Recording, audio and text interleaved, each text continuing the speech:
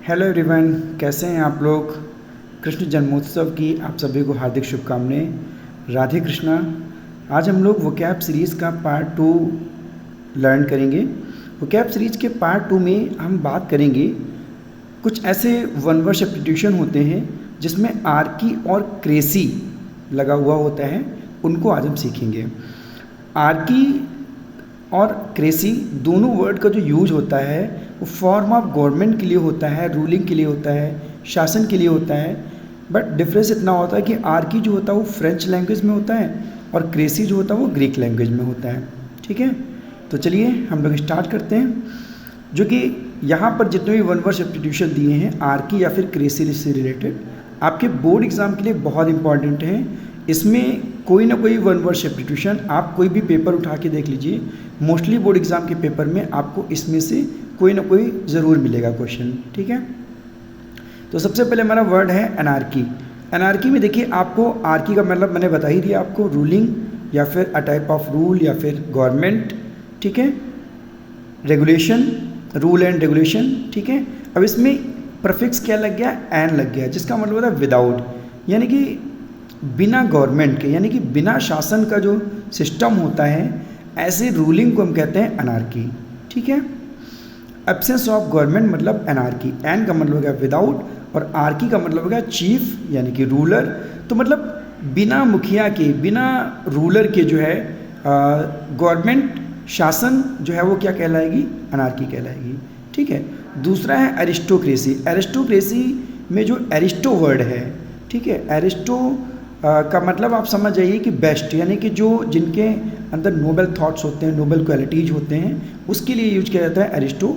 और क्रेसी का मतलब तो आप समझ ही चुके हैं, रूलिंग, यानी कि एक ऐसी गवर्नमेंट जो नोबल्स यानी कि जो गुणी लोग होते हैं उनके द्वारा रूलिंग होती है, उसको एरिस्टोक्रेसी कहते हैं। फिर है उसके बाद में ऑटोक्रेसी। ऑटोक्रेसी में क्रेसी का मतलब तो आप समझ ही चुके हैं अब, फॉर्म ऑफ गवर्नमेंट, एक ऐसी गवर्नमेंट जो कि किसी एक पर्सन के द्वारा चलाई जाए। ऑटो का मतलब सेल्फ होता है, सेल्फ का मतलब खुद से, यानी कि किसी एक व्यक्ति के द्वारा जहाँ पर रूलिंग होती है, शासन होता है, उसे ऑटोक्रेसी कहते हैं।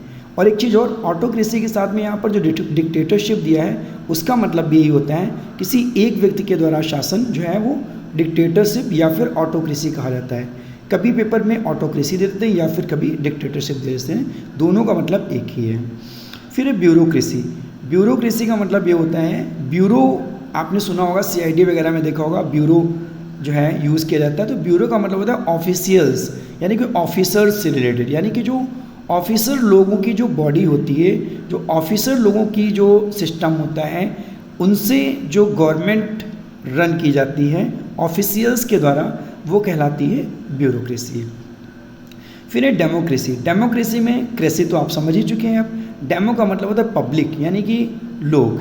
अब ये तो आप बहुत अच्छे से ही जानते हैं। गवर्नमेंट बाय द पीपल, यानी कि जो लोगों के द्वारा चुनी जाती है सरकार, और फिर जो गवर्नमेंट का जो शासन होता है वो क्या कहलाती है, डेमोक्रेसी कहलाती है। जैसे कि हमारे इंडिया में है डेमोक्रेसी, जिसको आप लोकतंत्र या फिर प्रजातंत्र कहते हैं। ठीक है, फिर है प्लूटोक्रेसी। प्लूटोक्रेसी का मतलब ये होता है कि जो है, प्लूटो का मतलब होता है रिच, यानी कि धनी लोग। ऐसी गवर्नमेंट जो धनी लोगों के द्वारा चलाई जाती है, जिनकी रूलिंग जो है वो रिच पीपल के द्वारा होती है, वो प्लूटोक्रेसी कहलाती है। फिर है monarchy. Government by a king और क्वीन, मतलब कि किसी एक राजा के द्वारा, एक रानी के द्वारा जो शासन चलाया जाता है, वो आपकी मोनार्की कहलाती है।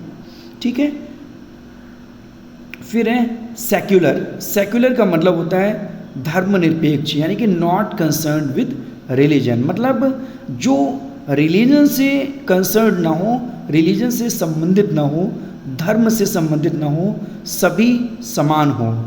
ठीक है, तो उससे हम कहते हैं धर्मनिरपेक्ष।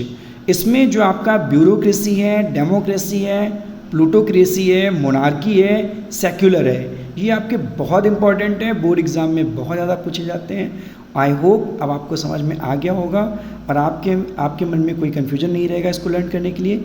इसी तरीके से आप लर्न कीजिए। इस वीडियो को 1 नहीं, 2 नहीं, 3 नहीं, 4 बार देखिए, जब तक कि आपको लर्न ना हो जाए। ठीक है, और अगर आपको कोई कन्फ्यूज़न है, कोई प्रॉब्लम है, कोई क्वेश्चन है, ठीक है, तो आप कमेंट कीजिए हमें, क्योंकि आपके वैल्यूएबल कमेंट जो है वो हमारे लिए बहुत ही उपयोगी हैं। Thanks for watching.